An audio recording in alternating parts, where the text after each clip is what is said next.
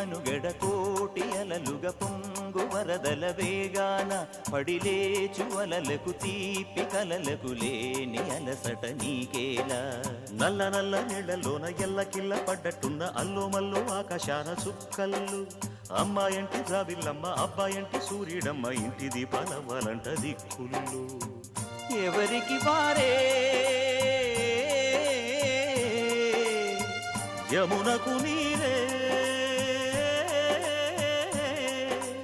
రేవు నీరు నావదంట నావతోడు రేవుదంట పంచుకుంటే